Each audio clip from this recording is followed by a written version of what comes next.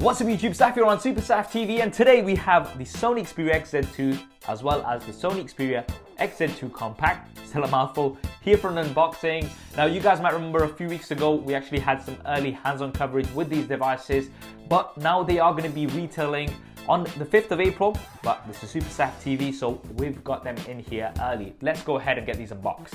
Right, so in terms of the boxes, this time we've actually got grey boxes. Previously we've had white boxes, at least for the XZ1s. We've got the Xperia logo here, and then we've got XZ2 as well as XZ2 Compact, Sony logo here at the bottom, kind of faded X logo in the back too. And then we've also got the logos on the right, left, as well as the bottom of the devices. I'm sure you guys are not too interested in the boxes themselves. Let's see what's inside.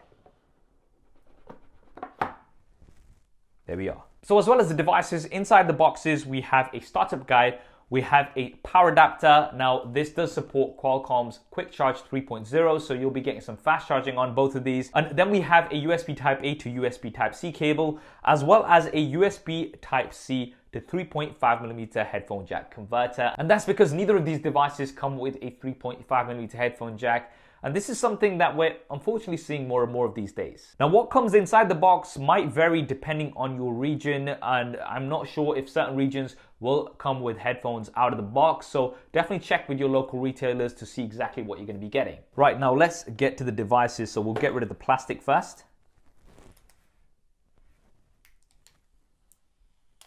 And the front. That's the XZ2. Now let's do the Compact as well.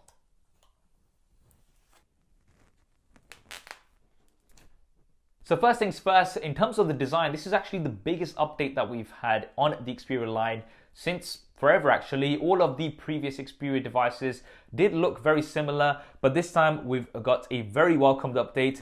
There's a metal frame here, as well as 3D Gorilla Glass 5 panels on the front and back for the XZ2. Does look really nice, but does attract a lot of fingerprints, as you can already see. I have the petrol blue version here, which to me looks like a bit of a teal, but the XZ2 is also available in a liquid black, a liquid silver, as well as an ash pink. Now these will vary depending on your region. Now with the XZ2 Compact, we still have a metal frame, so it does definitely feel quite sturdy, but then we have a polycarbonate back, which is definitely not as premium as the glass that we have on the XZ2. Now I have the moss green version here, but it does come in a black, a white silver, as well as a coral pink, and this once again will vary depending on your region. Now the great thing is that both devices are water and dust resistant. This is something that Sony actually introduced in the premium flagship line, something that we've had for quite a few years on the Xperia devices, although it has now become more common practice. We've also got an anti-bend and anti-twist structure, so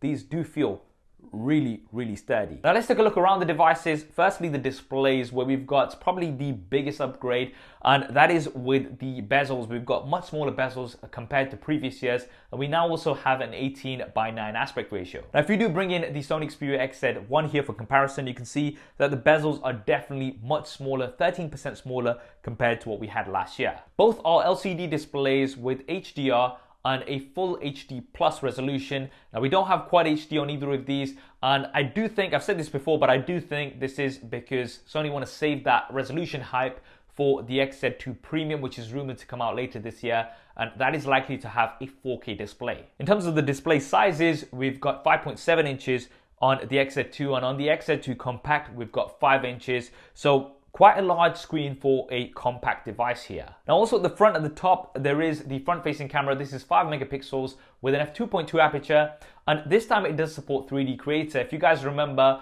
on the XZ1s you had 3D Creator from the rear-facing camera, and that basically allowed you to scan faces and objects in 3D by using the rear-facing camera, but this time you also have it on the front-facing camera, so you can have 3D selfies. Now in my brief testing, this does work quite well, but it's not something that I think I would use on a regular basis. It might be something that you do.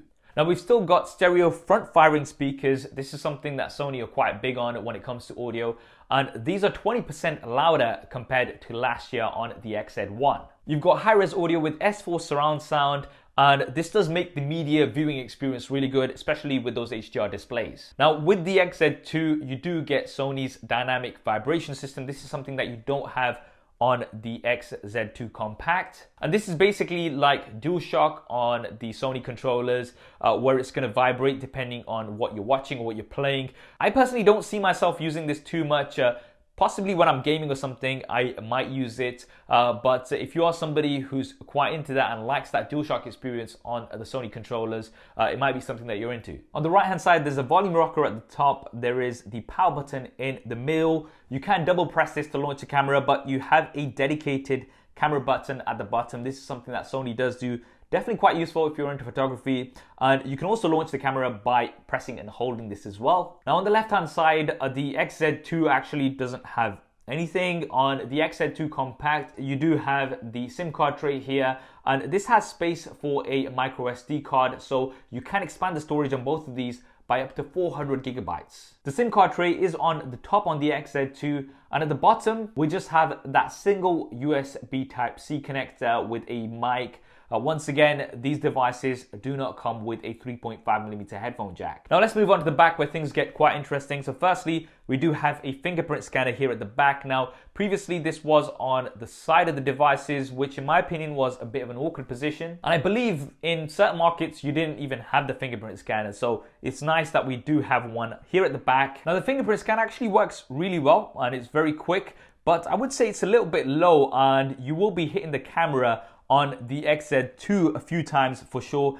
That is because the camera is also quite low down compared to that on the XZ2 Compact. Right, now let's talk about the cameras. These are 19 megapixel motion eye cameras with an f2.0 aperture. Now there's some interesting things about these cameras. Firstly, both of them do support 4K HDR, and Sony have said that these are the world's first smartphones with 4K HDR video. And Sony have also co-developed a custom ISP, image signal processor, with Qualcomm for the 845, and this should really help with noise reduction as well as color and edge enhancement. Now, how these cameras compare to some of the other competitive devices out there, of course, we're gonna have to do some super SAF style camera comparisons, and definitely let me know in the comments and in the poll which device you'd like me to do a comparison with first, the iPhone 10, the Samsung Galaxy S9 Plus. Definitely let me know. Now we also have super slow-mo, 960 frames a second at Full HD 1080p. Other devices can do 720p. I believe the Sony devices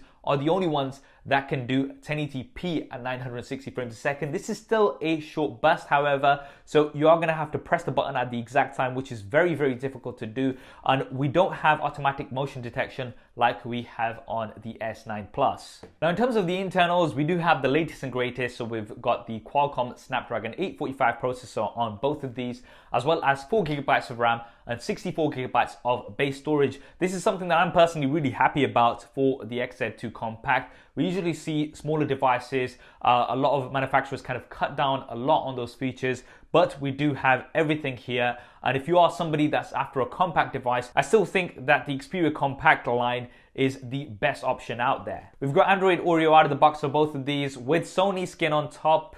This is something that you're gonna have to get used to. It's not too bad. Now batteries, we have a 3180 mAh battery on the XZ2.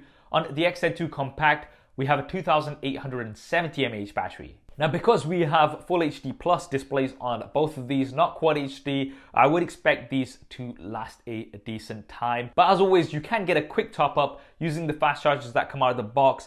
The XZ2 does support Qi wireless charging. The XZ2 Compact does not. So there we have it, guys. That is the Sony Xperia XZ2 as well as the Sony Xperia XZ2 Compact.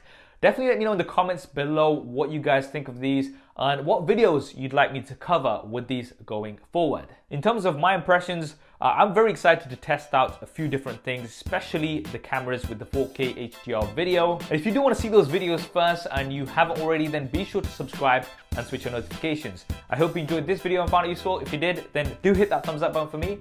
Thanks for watching. This is Saf on Super Saf TV, and I'll see you next time.